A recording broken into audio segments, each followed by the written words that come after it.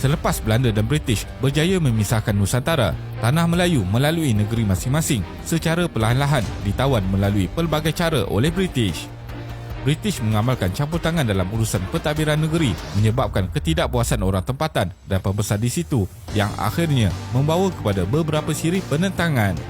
Pelbagai perjanjian yang dibuat berserta tipu helah kepada Sultan dengan tujuan mereka dapat mengekalkan kekuasaan di wilayah ini. Jadi, dalam video kali ini, kita akan melihat bagaimana penjajahan British di Tanah Melayu. Teruskan menonton. Penjajahan British di Tanah Melayu. British mula memasuki Pulau Pinang yang asalnya merupakan sebahagian daripada Kedah apabila Francis Light yang mewakili syarikat Hindia Timur Inggeris meminta Sultan Kedah ketika itu, Sultan Abdullah Mukarram Shah, untuk membuka pejabat di Pulau Pinang pada 31 Ogos 1785 dan menamakan pulau itu sebagai Prince of Wales Island. Sultan Kedah ketika itu membenarkan Francis Light membuka pejabat di Pulau Pinang sementara menunggu perbincangan muktamad dengan pentadbiran British. Sultan Abdullah bersetuju mempertimbangkan permohonan Francis Light dengan beberapa syarat. Antaranya, EIC hendaklah menjaga pantai laut Kedah, memberi bantuan ketenteraan, membayar wang papasan $30,000 Sepanyol dan bantuan senjata api sekiranya ada serangan dari darat. Setelah itu, dalam tempoh antara 6 Februari 1786 hingga 9 April 1791, Sultan Abdullah beberapa kali meminta Francis Light datang menghadap baginda untuk berbincang syarat-syarat, namun beliau enggan serta tidak membuat apa-apa pembayaran. Sultan Abdullah telah menitahkan kepada pembesar-pembesar supaya Francis Light dihalau keluar dari Pulau Pinang. Tentera EIC yang mengetahui rancangan Kedah bertindak pada 12 April 1791 dengan menyerang kubu orang Melayu di Perai, menyebabkan orang Kedah yang berkumpul di situ terpaksa bersurai. Setelah itulah pihak Inggeris merangka suatu perjanjian untuk ditandatangani.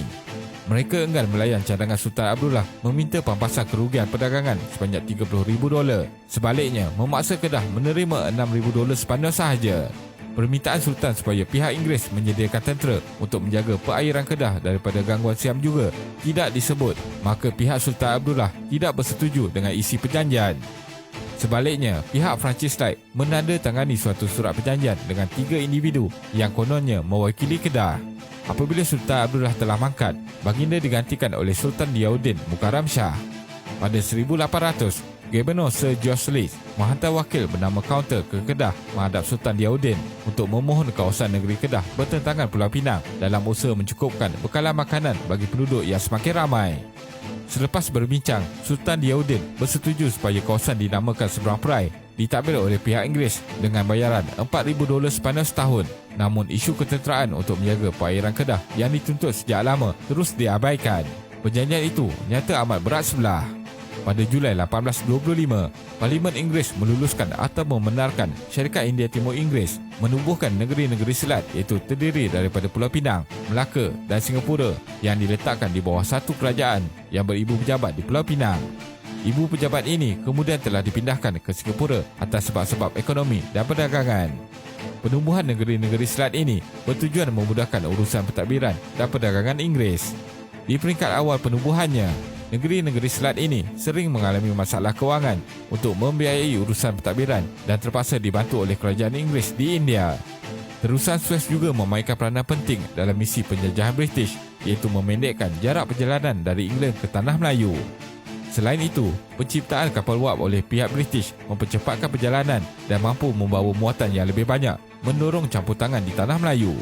British juga bimbang dengan kemarahan kuasa Eropah lain di Asia Tenggara dalam memperluaskan kawasan jajahan mereka. Di negeri-negeri Melayu lain, pada mulanya, British tidak mengamalkan dasar campur tangan di Tanah Melayu melalui Arthur Pitt tahun 1857. Walau bagaimanapun, berlaku pergaduhan dan perang saudara di kawasan yang melibatkan kepentingan ekonomi British menyebabkan mereka mengubah dasar kepada campur tangan dalam hal ehwal negeri-negeri Melayu.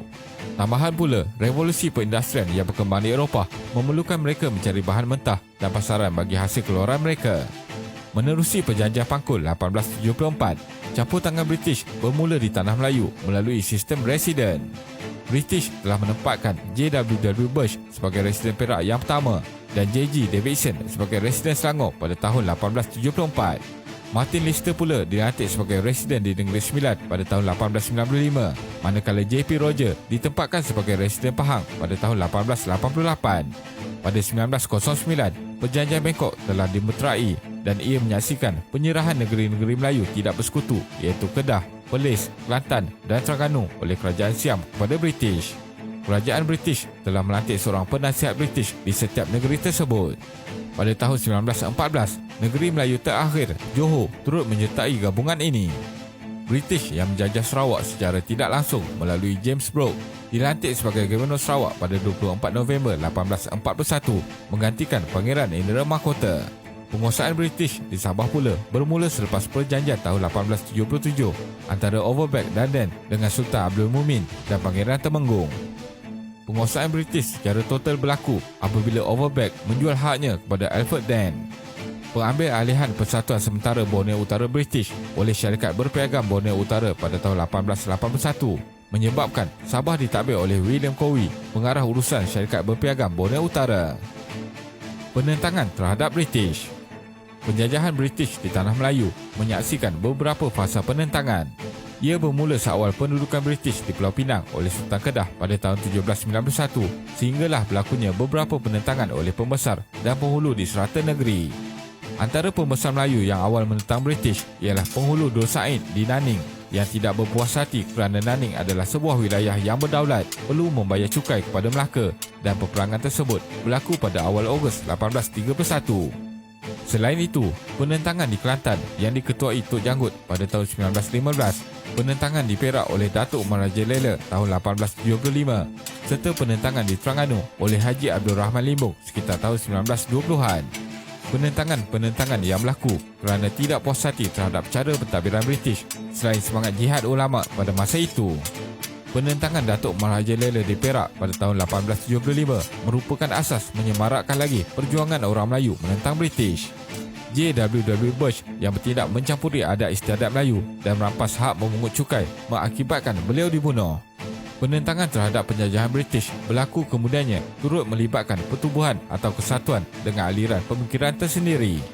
Menjelang tahun 1937, era perjuangan menentang British mula melibatkan aspek politik dan ke arah kemerdekaan Tanah Melayu.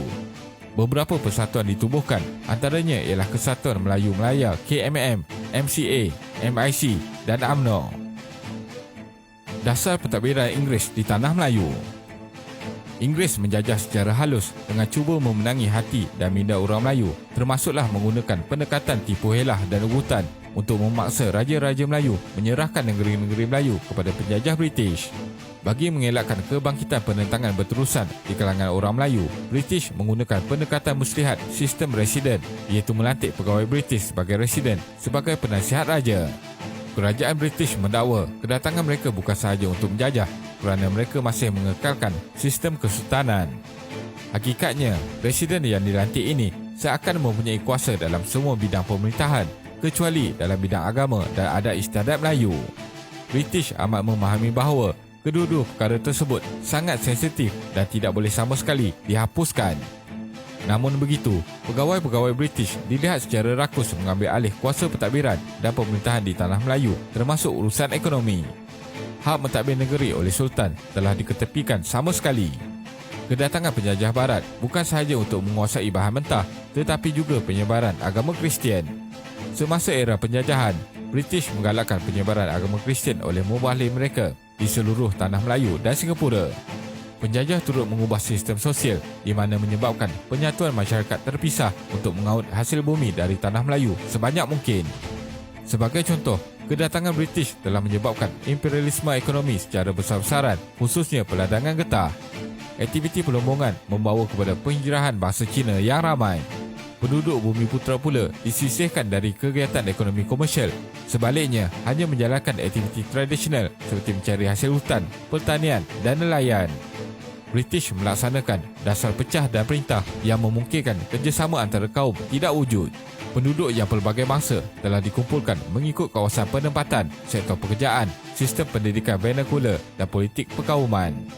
Jelas bahawa tujuan pihak British adalah untuk menggunakan sumber tenaga buruh yang murah untuk dieksploitasi. Pengakhiran penjajahan British.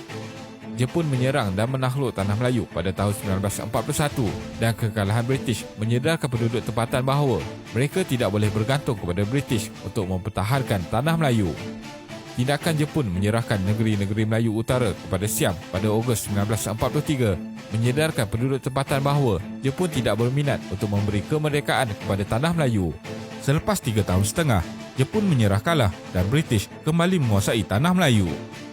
Berakhirnya Perang Dunia Kedua pada tahun 1945 membawa kepada berakhirnya pemerintahan British dan negeri-negeri Selat dibubarkan pada tahun 1946. Pada tahun 1948, negeri-negeri di Tanah Melayu bersama-sama negeri Melaka dan Pulau Pinang bergabung membentuk Persekutuan Tanah Melayu di bawah naungan British.